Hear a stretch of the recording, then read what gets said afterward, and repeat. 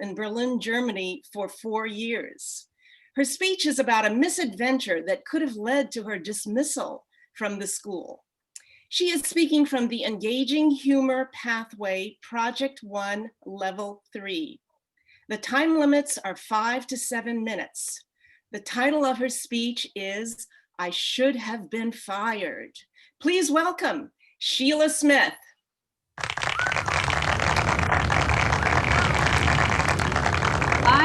I am going to request that people unmute. I hope that works out. Unless you have a barking dog or an animal that makes a lot of noise, unmute yourself, please. Done.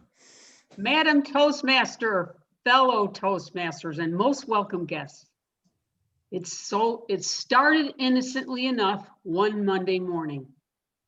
As the bell was ringing, my mischievous friend and colleague, Jen, dashed across the hall, and she thrust a big brown bag in my face. She said, Sheila, I just visited Munich this weekend, and I found these gummies just for you. You're going to get several hours of enjoyment out of them. Well, thank you, Jen. Thanks for thinking of me. We both went back to our classes. I peered in the bag and thought, gummies? She doesn't know me very well. I don't like gummies. They stick to your teeth. They rip out your fillings. What am I going to do with a bag that big? I thought, well, I know. When if I ever have to substitute for that horrific class from hell that everybody's talking about, Mrs. Brown's fifth graders, I'll bring those then. 2 weeks later, it came to pass. No free period for me. I had a substitute in that class. Aha, the gummies. Walking down the hall, get into the classroom. And this little girl named Angela, I think, oh no, not another substitute. Oh, our teacher's absent again. I said, why, what's your name? She said, Angela. I thought, Angela, thank you for that sweet greeting. I really appreciate it. And some of the kids started kind of puzzled. I said, boys and girls, it's going to be a great hour. I have treats for you. And you know what? If you get everything finished and we can work cooperatively, I have gummies. Gummies, we love gummies. I said, okay. Well, the hour went pretty well, except for Angela. But she actually came around too. She got into the rhythm of things. So at the end of the period, I said, boys and girls, you did awesome. So we even have 5 minutes left over. So I distributed the gummies. And they said, I said, you have time. Oh, go ahead, eat them. Nobody was eating them. They're looking at them, looking at me. Some of them were giggling. Others were, no one was eating them. So I said, what's wrong with you guys? Aren't you hungry?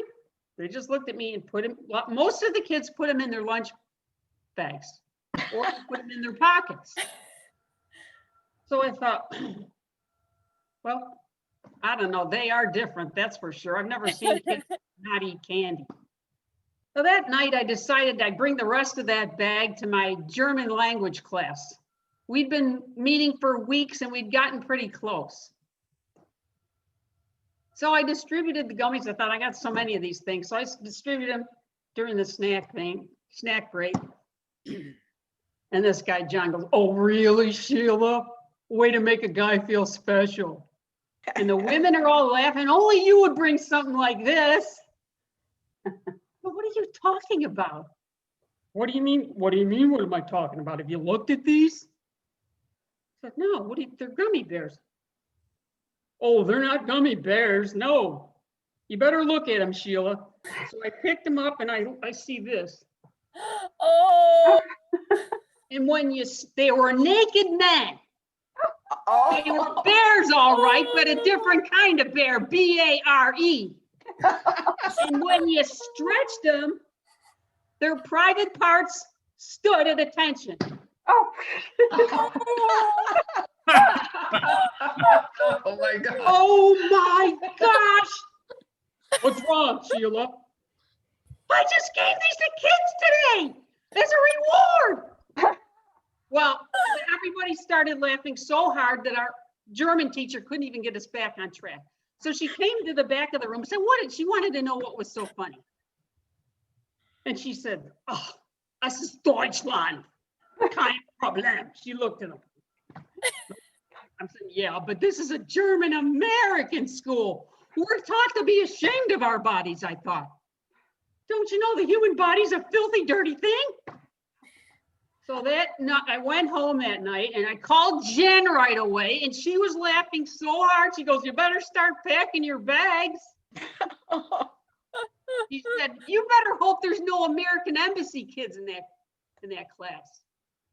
I thought, oh. Next day, I dragged myself into work and I'm expecting this on the intercom. Frau Smith, please come to the office. Frau Smith, please come to the office immediately. But no page, nothing, no phone call, no email. The day was eerily quiet. Another week went by, nothing. There wasn't even a thing on the agenda at the faculty meeting, like, don't give out pornographic candy. That wasn't on the agenda. 2 months went by. I think I dodged a bullet. And then I looked up at the assignment board. Uh-oh. I gotta go back to Mrs. Brown's class. Oh, well, it's been enough time. Maybe they forgot.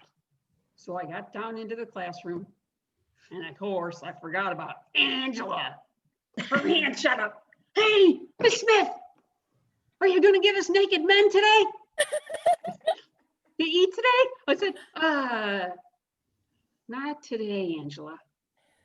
Did I get enjoyment out of those gummies that Jen thought I was going to have? No, I got angst. I almost had a heart attack. I was in fear of my job.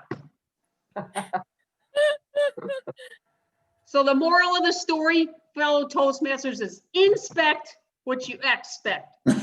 Don't assume. Because if you really think about it, I should have been fired. Madam Toastmaster.